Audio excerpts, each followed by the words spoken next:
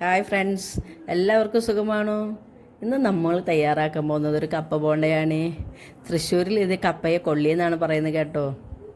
കപ്പ പൊളിച്ച് നമുക്ക് വൃത്തിയായി അരിഞ്ഞെടുക്കാം.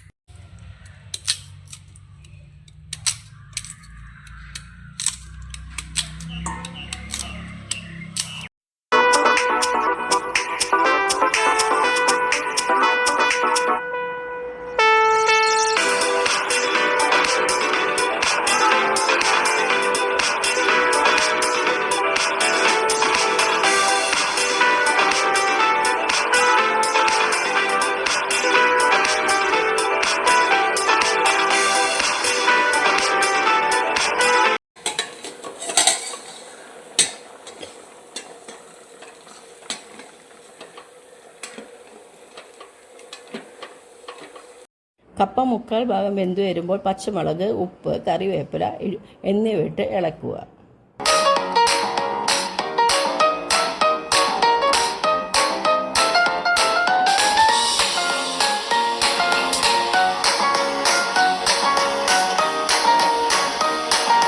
വെന്ത് വന്ന കപ്പയിലേക്ക് നമുക്കൊരു ചട്ടി വെച്ച് വെളിച്ചെണ്ണ ഒഴിച്ച് കടുക് വറുത്തിടാം.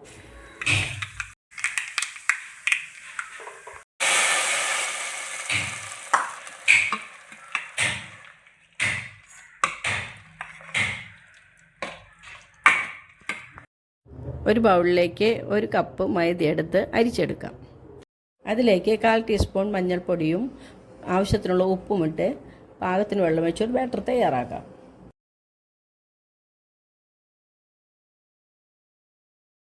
തണുത്ത കപ്പക്കൂട്ട് നമുക്ക് ഒരു ബോൾ പരുവത്തിലാക്കി വയ്ക്കാം.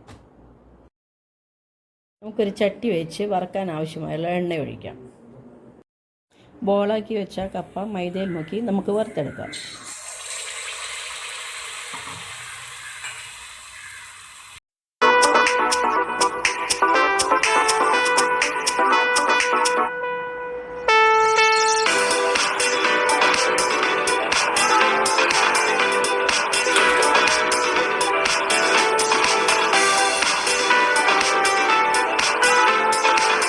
അപ്പോൾ നമ്മുടെ ഈസിയായ കപ്പ ബോണ്ട തയ്യാറായി.